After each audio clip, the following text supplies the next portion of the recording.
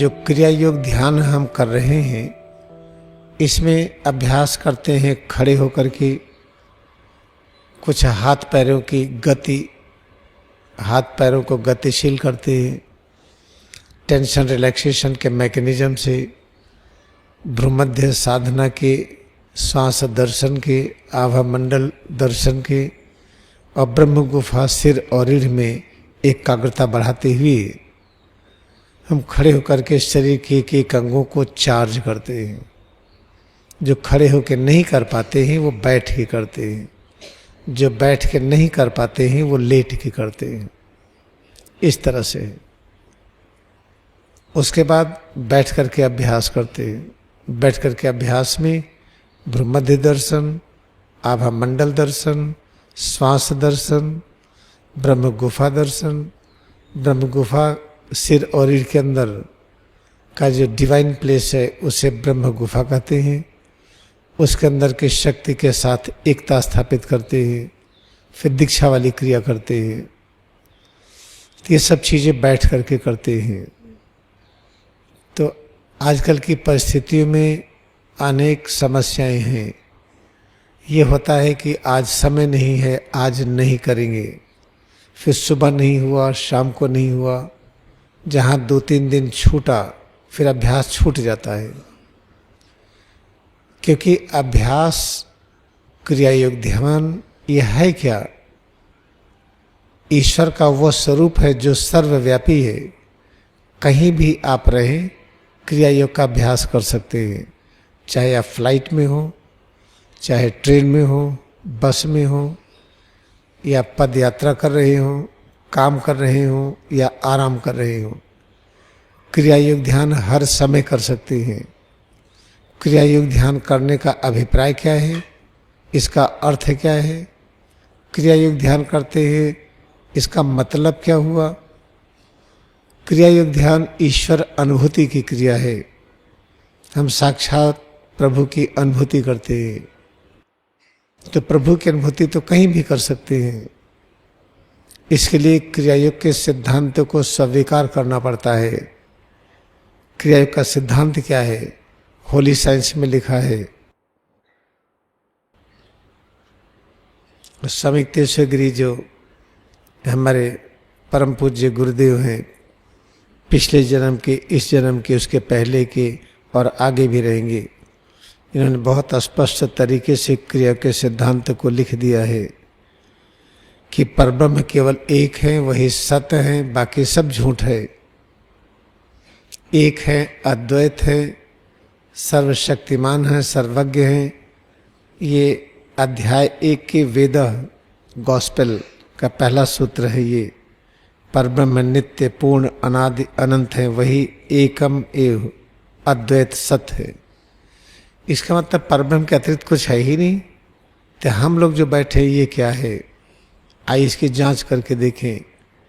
परब्रह्म है कि सत्य है, मतलब हमेशा है, कल भी थे, आज भी हैं, आगे भी रहेंगे। आइए हम देखें कि आसमान एक कल भी था, आज भी है, आगे भी रहेगा।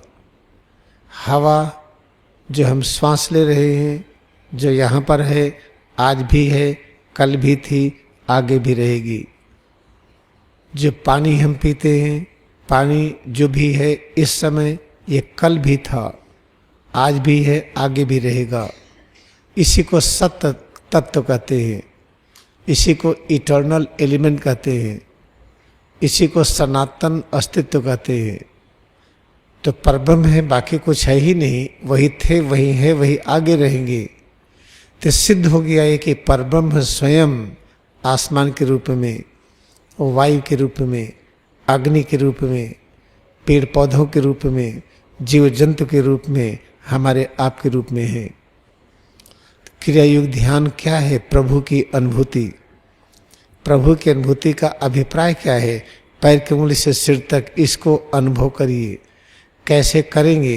वो खड़े होकर के 1 से लेकर के 42 तक जो क्रियाएं करते हैं वो प्रभु की अनुभूति के अभ्यास है। फिर बैठ के जो करते वो सब बड़ा आसान है और 100% परिणाम देता है। और जब प्रभु के भक्त हो जाते हैं हम, प्रभु के भक्त होने का अभिप्राय क्या है? कि हम प्रभु के भक्त हो गए, इसका अभिप्राय क्या है कि अब इस अभ्यास में हमको आनंद आने लगा। जो अभ्यास पहले अच्छा नहीं लगता था, अब जब अभ्यास करते हैं बड़ा अच्छा लगता है। नित्य नए आनंद की अनुभूति होती है। जो खड़े होकर के करते हैं या बैठ कर करते हैं, लेट के करते हैं, काम करते हुए करते हैं, विश्राम करते हुए, प्रतिपल अभ्यास के समय जो अनुभूति होती है वह है नित्य नवीन आनंद। जब इस अवस्था पर आ गए तो आप पैगंबर हो गए। जब पैगंबर हो गए तो जो चाहेंगे सब कर डालेंगे, कुछ भी असंभव नहीं है। शांति के लिए जंगल जाने की आवश्यकता नहीं, हिमालय जाने की जरूरत नहीं। जहाँ रहेंगे शांति आपके चारों तरफ विद्यमान रहेगी। ज्ञान पाने के लिए पुस्तक पढ़ने की आवश्यकता नहीं, किसी रिसर्च में जाने की आवश्यकता नहीं। जहाँ रहेंगे, जो बोलेंगे, जो करेंगे, सब ज्ञान की ही अभिव्यक्ति होगी।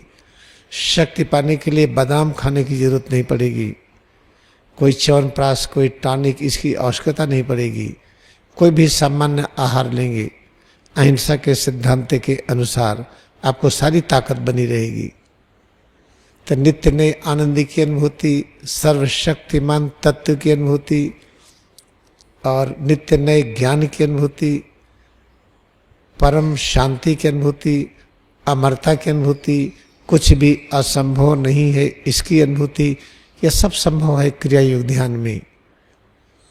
तो बस हम इसको करते जाएं। याद रखिए, यह हाड़ मांस नहीं है, ये शरीर मिट्टी का पुतला नहीं है, ये नश्वर नहीं है। अमर तत्व का ये अलौकिक साकार रूप है। तो इसकी अनुभूति को प्रेम करना सीखिए।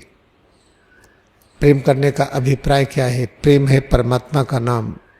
इसकी अनुभूति को परमात्मा अनुभूति कहिए। यही तो है सीधा सा अभ्यास। 2 पेज का यही स्क्रिप्चर है, 2 पेज का यही धर्म ग्रंथ है, इसके अतिरिक्त कुछ है ही नहीं। तो पूरे मनोयोग से अभ्यास करिए। अभी जब गाइडेड मेडिटेशन लगेगा, खूब मन लगा के करिए। कैसे मन लगेगा?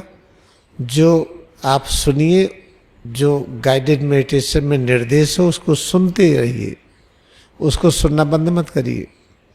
उसको सुनते समय भ्रूमध्य पर एकाग्र रहिए, आभामंडल का दर्शन करिए, श्वास दर्शन करिए, सिर और रीढ़ की अनुभूति करिए। ऐसे करते रहिए।